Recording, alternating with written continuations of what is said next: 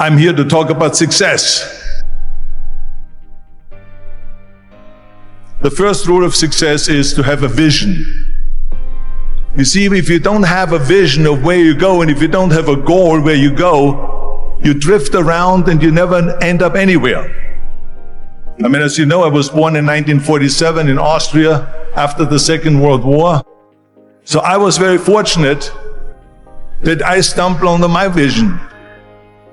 And I didn't really like Austria when I grew up.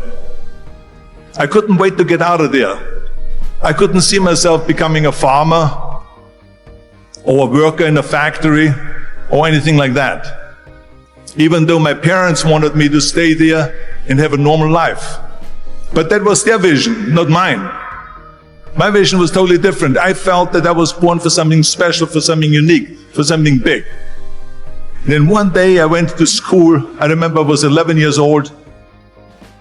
And they showed a documentary about America. And there they showed in this documentary the huge skyscrapers, the high-rises, the huge bridges, the 6-lane freeways, and all of this stuff. And I said to myself, that's where I want to be. I don't want to be around here with little farmhouses and these little buildings. I want to be in America. One day after school, I walked by a store in Graz. So I went inside and I looked around, and then I saw a magazine. I saw a bodybuilding magazine that had Reg Park on the cover. Reg Park was then a 3-time Mr. Universe. And I saw him on the big screen as Hercules. I read that and I said to myself, wow, this is the blueprint for my life. This is exactly what I want to do. I want to become a bodybuilding champion just like Reg Park. I want to get into movies just like Reg Park. And I want to make millions of dollars and be rich and famous just like Reg Park. Do you know how great it felt that I knew where I was going? Imagine the majority of people don't know where they're going.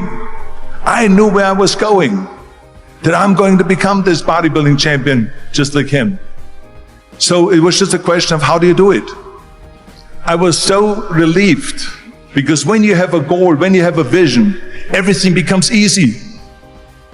So people always ask me, when they saw me in the gym in the pumping iron days, they say, why is it that you're working out so hard? 5 hours a day, 6 hours a day, and you have always a smile on your face. And I told people all the time, I said, because to me, I'm shooting for a goal. In front of me is the Mr. Universe title. So every rep that I do gets me closer to accomplishing that goal, to make this goal, this vision turn into reality. Every single set that I do, every repetition, every weight that I lift will get me a step closer to turn this goal into reality. So I couldn't wait to do another 500-pound squat. I couldn't wait to do another 500-pound bench press. I couldn't wait to do another 2,000 reps of sit-ups. I couldn't wait for the next exercise. At the age of 20, I went to London and I won the Mr. Universe contest as the youngest Mr. Universe ever. And it was because I had a goal. So let me tell you something, visualizing your goal and going after it makes it fun. You got to have a purpose no matter what you do in life. You got to have a purpose. 74% hate their job in America. Now this is not much different when you come to Europe. The majority of people don't like what they're doing, because they're really not doing it because they didn't have a goal and they followed this goal. They just aimlessly drift around, and then all of a sudden there's a job opening, so they get that job because you have to work. But then when you work, it's a chore. It's work. It's not fun. So if you think about, only a quarter of the people really enjoy what they're doing in life. That is unbelievable if you think about it. So I felt so blessed that I knew what I was doing. It's like a medical student that studies and knows he wants to become a doctor. You know where to go. And the same thing is also in politics. I remember that in politics, I had a very clear vision that I will be the leader of California. That's as far as I could go because I was not born in America, so I could not run for president. So being the governor of the 5th largest state, I should say the largest state, the 5th largest economy in the world, was for me really the ultimate title, the ultimate accomplishment in politics. So even though people came up to me and says, why don't you go and run for something smaller, you're never gonna make it. I ran for governor, and then 2 months later I became governor of the state of California. Again, because I had a very clear vision what I'm gonna do with California. So that's rule number 1, have a vision. Rule number 2 is, don't listen to the naysayers. Don't listen to the naysayers.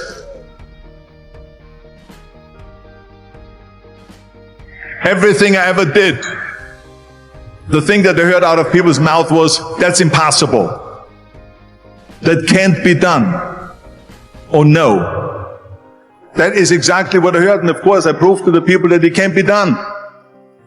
So whenever someone said to me, it can't be done, I heard, it can be done. When they said no, I heard yes. And when they said it's impossible, I heard it is possible. I'm a strong believer of what Nelson Mandela said, that everything is always impossible until someone does it. Well, I'm going to be the one, I said to myself, I'm going to do it and I'm going to show it to them. Maybe it has never been done before. That's perfectly fine with me. But I'm going to do it. And I did not listen to the naysayers. It's all about the hard work that you put in.